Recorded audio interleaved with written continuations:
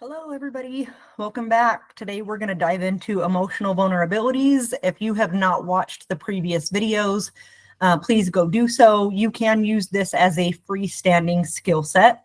However, it does work a lot better when you put it into perspective with the other videos and kind of put it in order with the order that we have gone.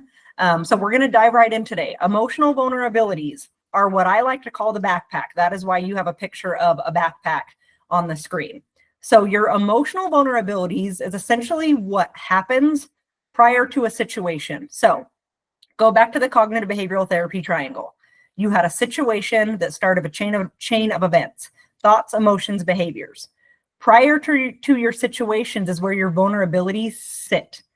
Okay, so you can literally think of this as a backpack that you are wearing on a day-to-day basis that follows you into certain situations that essentially will cause thoughts, feelings, and behaviors. They can negatively impact your thoughts, emotions, and behaviors depending on what is in your backpack. So off to the side on this little backpack, you can see it's got little arrows and it says jealous, sadness, tired, insecure, overwhelmed, stress. Those are just a few of the vulnerabilities that I see on a regular basis that people tend to carry with them. So before we start diving into these, just a really small depiction of how this works is if we are carrying sadness with us on a day-to-day basis, maybe there's events in our life that haven't been processed or things that have happened to us or been said about us that have caused us to carry sadness. Essentially what happens is when you go into different situations where somebody maybe says something that's unkind, because you already are carrying sadness, your thoughts, emotions, and behaviors can become very negatively impacted by this. So we are going to dive deeper into this, but just as a starting point, think of this as your backpack. So as we go through this, I really want you to think about, what am I carrying on a day-to-day basis? So identifying them. How I do this in individual therapy is by using an iceberg. Some of you that have undergone therapy or have a therapeutic knowledge have seen what's called the anger iceberg before. I really like the way the anger iceberg is depicted. So I have created one similar, but in relation to emotional vulnerabilities, because behavior doesn't just happen. So if you look at the iceberg, that very top part of the iceberg that's kind of sticking out of the water says behavior. And this is because just like if you were to go to a lake or an ocean and see an iceberg, you're going to be able to see a big chunk of ice on top of the water. It's what you can physically see. Your behavior is things that people can physically see. So whatever is at the top is being caused by something underneath the surface. Just like an iceberg, the top is not the end. There's a big piece of ice essentially letting that top piece float. So this is how I like to depict it, both here and in individual therapy. So to identify these, you just kind of want to go through and see which ones you have. This is just a very small list of them. I use a pretty small list when I do it individually as well. And I see ones, I've added ones on here that I see most of the time. But again, there's more than just this. If you are wanting more information on a list of more vulnerabilities, go ahead and reach out to me, email me, and I can go ahead and get that sent over to you. But you have to identify these before you start using the skill set. So if you look under this, we have worry, guilt, hurt, overwhelmed, pain, hunger, shame, tired, jealous, stress. What is really going on under the surface to cause behavior? Whether your behavior is yelling, crying, avoidance, isolation, laughing, what is going on under the surface? Because just as you learn from the triangle, behavior comes last. It doesn't just happen. There is some other things that go into play of what is the behavior going to be. So, for example, a pretty easy one that I share with people is hunger. I like to put hunger on here because most people have heard the term hangry. Hangry is when a person is upset because they are hungry. So if you take hunger before the situation, so we're going to put hunger above situation. Then we're going to go into our situation, and let's say that our situation is we have been told that we need to stay an extra hour at work, but we are super hungry. And that's our situation. Pretty evident to say the thought process is going to become pretty rooted in errors like, I don't want to stay an extra hour. This isn't fair. I can't believe I have to stay and do this. Why are they doing this to me? The emotions also probably not going to be very positive. We're going to have emotions such as frustration and annoyance. And then the behavior could become, maybe you don't work as well. Maybe you snap at other people. Maybe you just become very like irritable towards other people or towards your work because hunger is sitting in your backpack. It's just sitting there. Until you get rid of the vulnerabilities, the backpack essentially can get bigger. So if a person is hungry and they don't eat, they get more and more and more hangry. Well, how do we not be hungry? How do we get rid of that vulnerability? We eat. Pretty simple one. Same with pain. Some of you might have met, or some of you might be one of those people that lives with chronic pain. If pain is something in the backpack, anytime you go into a situation, there's a high possibility that the thoughts become riddled in errors, the emotions become negative, and the behavior can essentially become avoidance and isolation because I want to avoid going out and doing things because I hurt too much. So how do we get rid of the vulnerability? How do we get out of pain? Well, we take medication, we use medical cannabis, we use a hot pad, we use ice, we rest, whatever it is that works for us. There is a very specific skill set that goes along with dismantling these, but I wanted to give you an idea of how these really can affect your life. Okay, so they are things under the surface, they're things you are carrying. You also can break these down into individual aspects of life. So when I do this in individual therapy, sometimes one of the things I will do is in one individual session, I will take a literal backpack looking coloring sheet that's just like a blank backpack, and I will have my clients go through and kind of write everything that they feel like they're carrying in like a general life stance. Then we will go through and kind of break that down. So we'll create a backpack for their work life. We will create a backpack for their home life. We will create a backpack for relationships, and so on and so forth, until we essentially have all these aspects of life and we can actually see what vulnerability is in every aspect. Those are the ones that I personally work on with people, because if you have a vulnerability showing up in every single aspect of life, that's when we probably want to try and at least get dismantled. Okay. The goal is to never have an empty backpack. Nobody will ever have an empty backpack. Yes, that is all or nothing. Yes, that is undialectical. However, I have the evidence to support that. Nobody will ever have an empty backpack. Ever. That is not the goal. The goal is to get really, really big things. So picture it like a rock. If I'm carrying a really big, heavy rock and I'm walking 3 miles with that rock and I come across and I see a much smaller rock, I want to carry that rock. I don't want to carry the big rock. The goal is to get the ones that are really big and showing up in every aspect of life to be smaller. We're not necessarily getting rid of it. We just want it to be smaller. Some of them we can get rid of altogether. Guilt is probably the number one vulnerability that I see that people can actually remove from the backpack completely. But just keep in mind, the goal is not to get this completely empty. There is 2 objectives. Number 1, to understand how these affect thoughts, emotions, and behaviors. Number 2, to get the backpack as light as possible so we can essentially add additional skill sets into the bag. That is the goal. Okay, so I hope that you've liked this depiction. We're going to now dive into the skill set of how to dismantle some of these. So the skill set is ABC, please. And you can see on the screen, it's kind of broken down into A, B, C means something different. And then P, L, E, A, S, E all means something different. So we've essentially taken the first letter and created a skill set. So the A, accumulate positive emotions and experiences. So what can I do today to increase the positive emotions I feel? What can I do to create a positive experience for myself? That is the A. Again, we're going to break these down into, I've chosen overwhelmed and guilt because those are 2 big ones that I see. So we're actually going to take the skill set and put it in direct correlation with those vulnerabilities so you can see how it's broken down. So for now, I'm just explaining the skill set. Then we're going to get a little bit more specific with it. So your B is building mastery. This is when you do a little bit of something each day to reach a goal. C, cope ahead.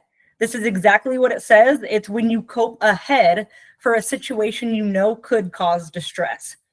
Okay, so now the please. PL, treat physical illness. So this is taking medications and or supplements or any other entity that you use to treat physical illness. Your E is balanced eating. We want to make sure that people are eating a balanced diet. A, avoidance of mood altering substances. So avoiding drugs and or alcohol.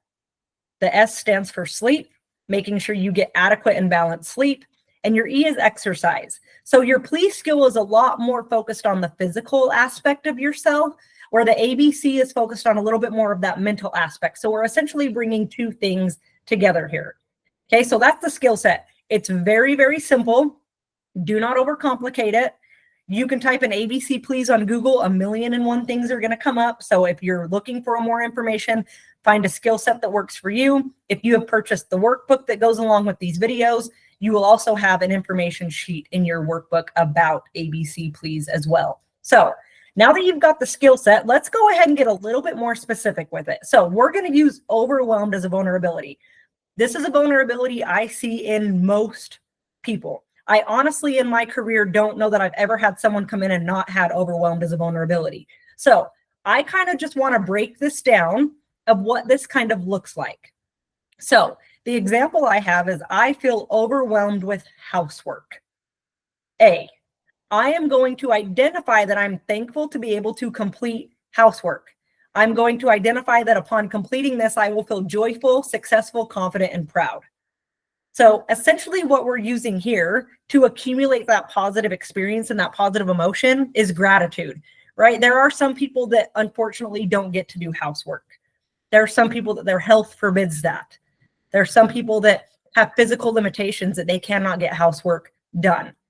So we're going to use some of that gratitude to identify and just be thankful that this is something we get to do. We're also going to validate how we know we're going to feel after.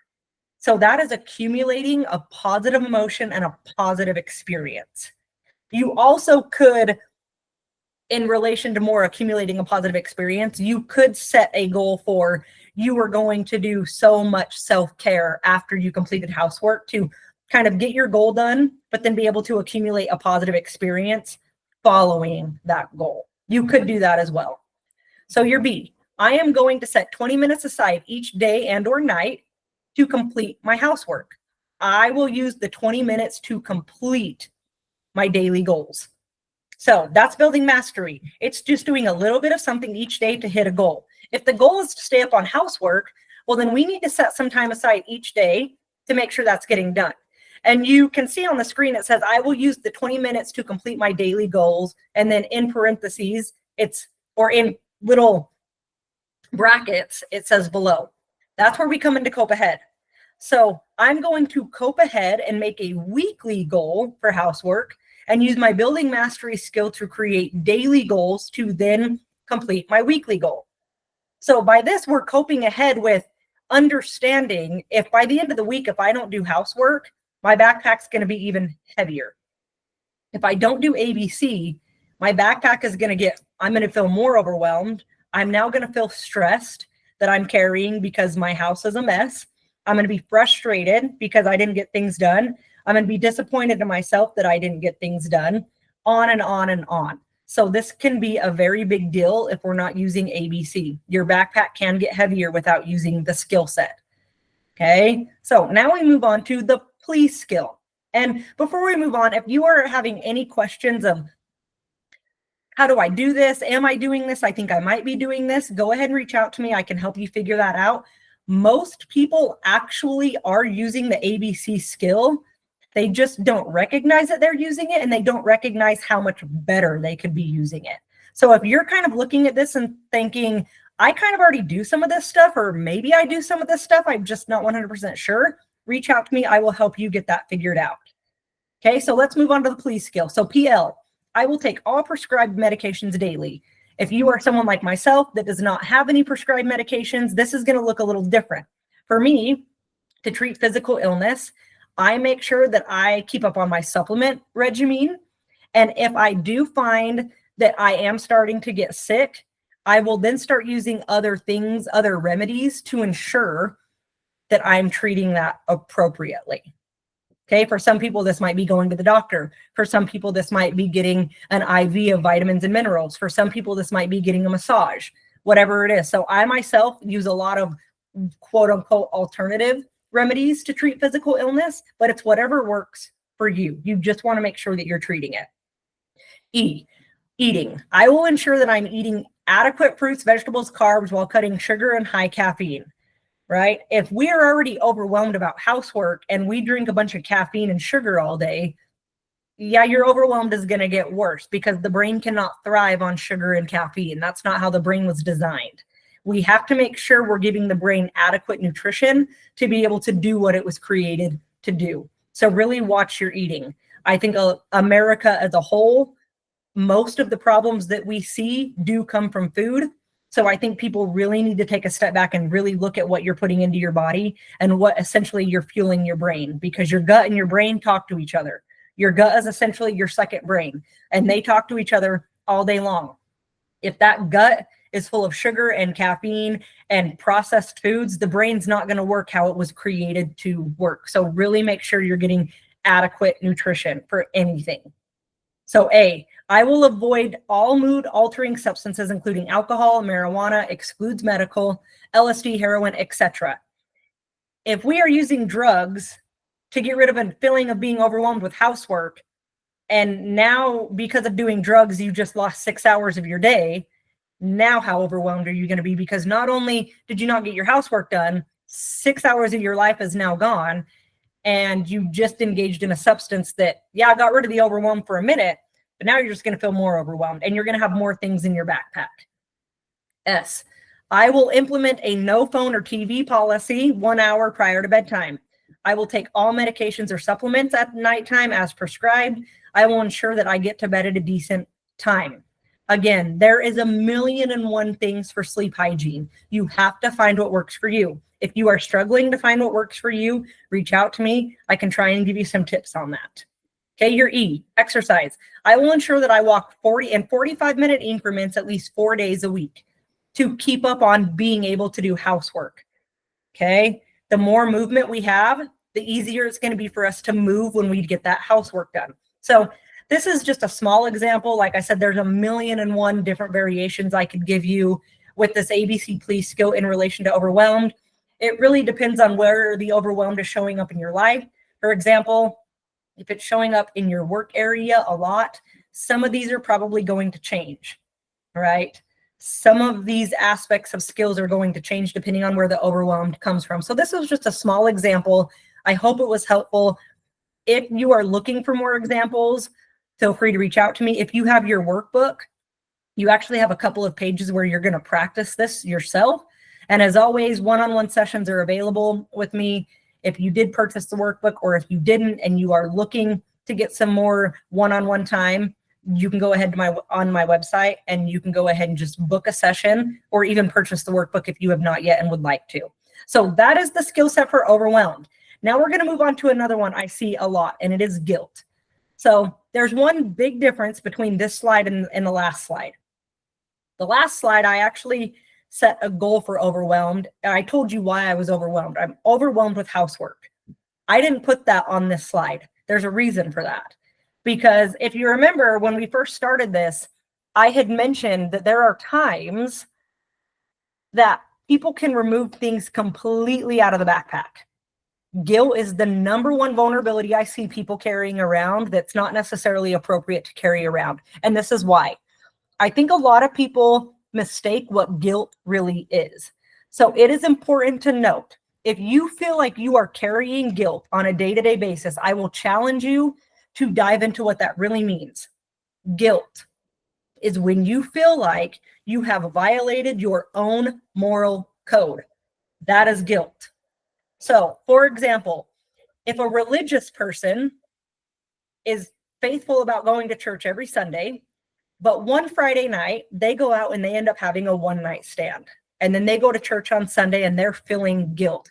And from Friday, Saturday, and Sunday, they have carried that guilt with them. It's in their backpack. That's appropriate. You violated your moral code. You are a religious person. Most religions are against having one-night stands. That is appropriate. Guilt is not appropriate when you're holding on to something that did not violate your moral code. For example, if you and a friend had a falling out and that friend decided to end the friendship, guilt is now not appropriate in that situation. Or if you were with a friend and they ended the friendship because of things that you did, but they never prior mentioned the things that you did, guilt is not appropriate because that was their problem for not telling you the things that they didn't like or the things that made them uncomfortable. Don't carry that. Guilt at that time is not appropriate. If you are struggling with, do I carry guilt? Don't I carry guilt? I have a situation that maybe I'm not sure of I'm carrying that's appropriate. Reach out to me, schedule a session with me. We will go ahead and get that dismantled for you and just see. So I am now going to just give you some of the skill sets for if guilt is appropriate for you to carry. How do I kind of deal with that? So your A, I will accumulate positive emotions by undergoing self-care this week by doing things I enjoy, such as a bath, listening to a podcast daily, spending time with my kids. Okay. That is how I am going to kind of dismantle the guilt, is give myself some grace and just take care of myself a little bit extra.